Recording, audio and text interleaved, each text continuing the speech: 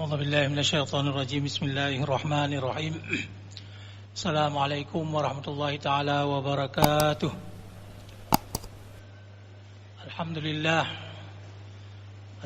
رب العالمين. فرض علينا الصيام وسننا لنا القيام وحثنا على قراءة القرآن والصلاة والسلام على سيد الأنام سيدنا محمد وعلى آله وأصحابه الكرام.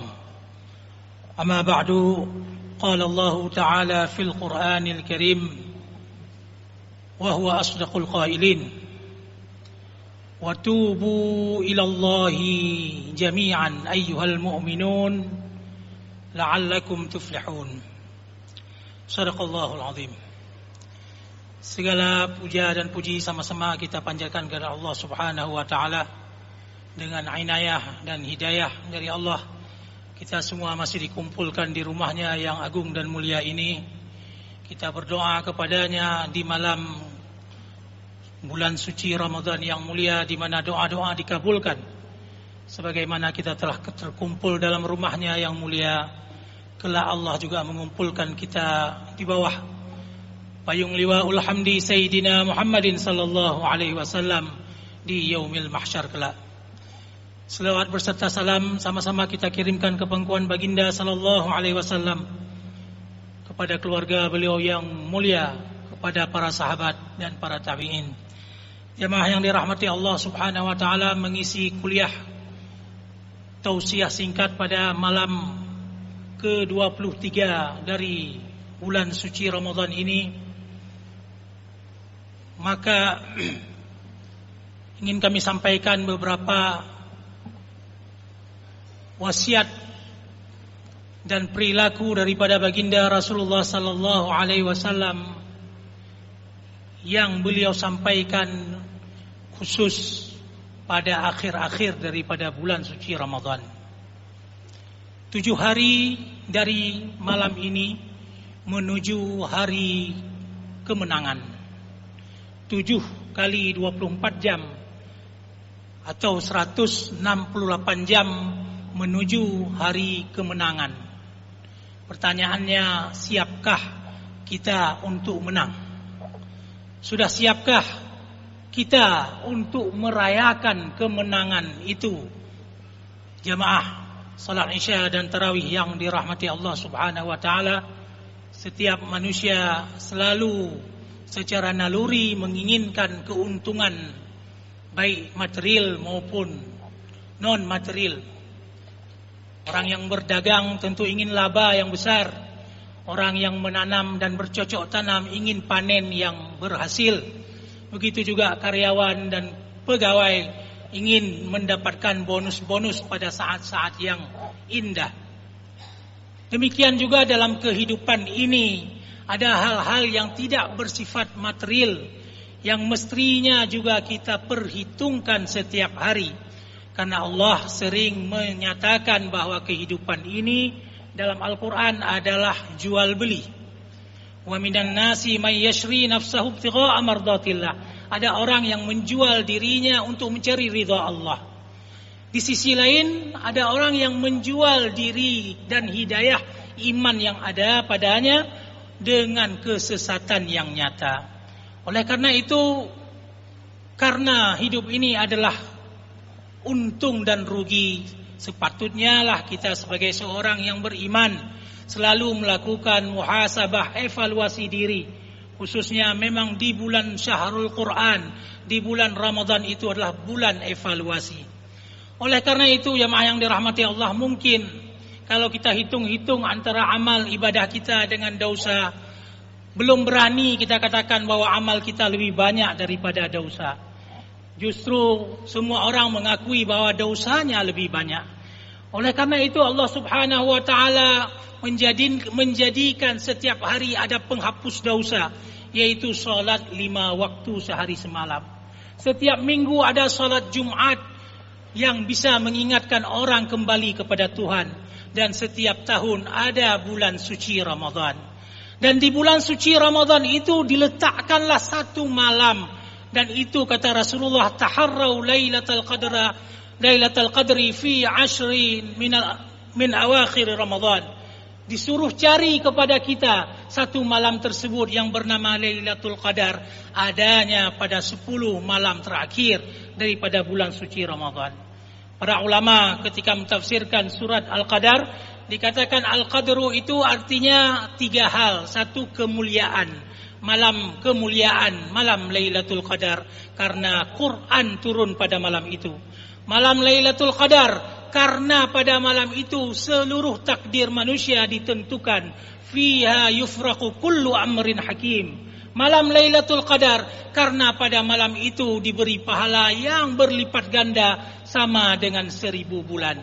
Oleh karena itu dalam hadis Aisyah radhiyallahu anha, beliau menyatakan bahwa kana Rasulullah sallallahu alaihi wasallam idza dakhala al-'ashru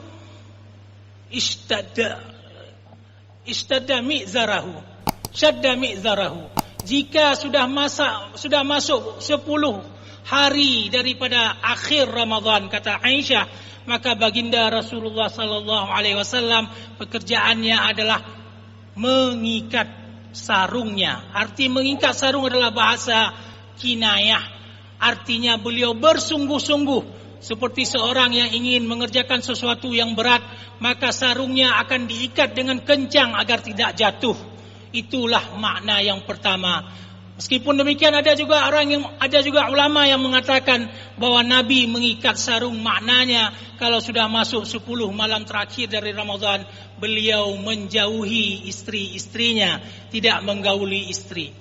Kenapa demikian? Karena para ulama mengatakan simbol daripada nafsu syahwat manusia yang terbesar ada ketika dia menggauli istri-istrinya. Seseorang tidak akan berpikir jernih, hatinya tidak akan bersih ketika nafsunya tidak terkontrol, nafsunya tidak terkendali. Ketika itu orang bisa melakukan hal-hal yang di luar kontrol akal dan rasional. Oleh karena itu ketika Nabi ingin mendekatkan diri kepada Allah, satu jalan yang pertama dilakukan adalah menjauhkan diri dari nafsu atau simbol nafsu yang terbesar itu. Yang kedua, Nabi ahya lailahu, menghidupkan malam-malam 10 Ramadan itu. Menghidupkan malam itu dengan salat bergadang semalam suntuk. Kata perawi di antaranya adalah Sayyidah Aisyah mengatakan, aku tidak pernah mengetahui bahwa Nabi pernah salat semalam suntuk atau baca Quran semalam suntuk ataupun puasa 30 hari berturut-turut, kecuali ketiga hal itu dilakukan di bulan suci Ramadan. Jadi 3 hal itu, membaca Quran, qiyamul lail dan sebagainya, itu adalah hal-hal yang sangat dianjurkan untuk kita mencari keridhaan Allah di akhir bulan suci Ramadan ini. Rasul juga tidak melakukannya sendiri. Wa aiqadha ahlahu, Nabi membangunkan keluarganya. Jamaah yang dirahmati Allah Subhanahu wa taala, membangunkan keluarga dari tidurnya. Kenapa? Karena memang tidur itu suatu yang nikmat. Tidur itu dibutuhkan oleh tubuh manusia. Bahkan seseorang bisa terkena sakit dan penyakit ketika kurang tidurnya. Seorang sahabat bertanya kepada Rasulullah, "Ayanamu ahlul jannah ya Rasulullah?" Apakah orang surga itu nanti tidur wahai Rasulullah? Jawab Nabi, "An-naumu akhul mauti." Tidur itu kembarannya mati. Artinya apa? Kalau orang tidur itu sebenarnya sudah setengah mati. Makanya ketika kita mau tidur, di antara doanya, Bismikallahumma ahya wa amut. Ya Allah, dengan namamu aku hidup, dengan namamu aku mati. Kenapa? Karena boleh jadi setelah tidur tidak hidup lagi. Itulah mati yang akan berkelanjutan.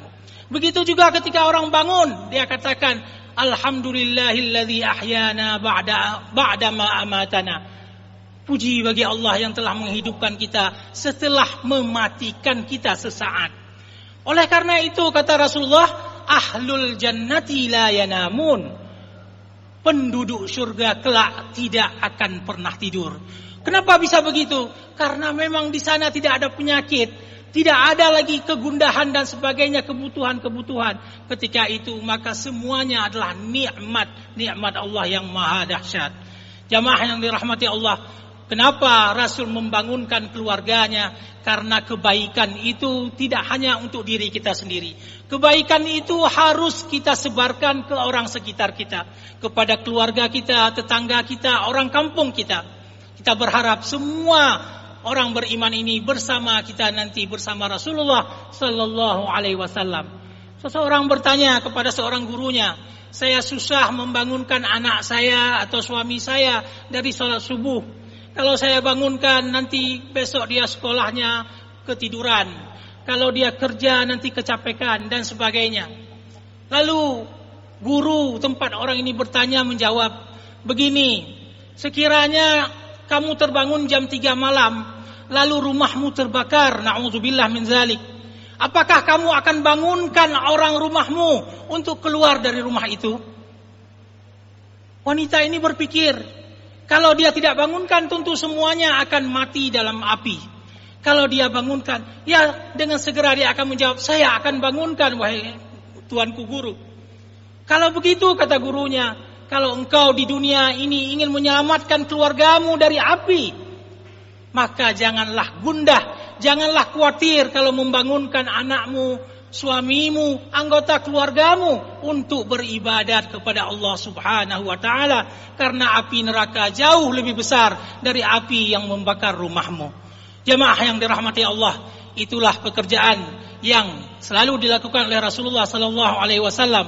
Beliau mengikat pinggangnya, beliau menghidupkan malam-malam Ramadan dengan membaca Quran dan Qiyamul Lail. Beliau membangunkan dan mengajak orang sekitarnya untuk berbuat baik. Jamaah yang dirahmati Allah, juga yang dilakukan oleh baginda sallallahu alaihi wasallam dalam bulan suci Ramadan, terutama di akhir bulan Ramadan, adalah memperbanyak sedekah. Di antara sedekah yang wajib adalah zakatul fitri, namun yang lain daripada itu juga sangat-sangat dianjurkan.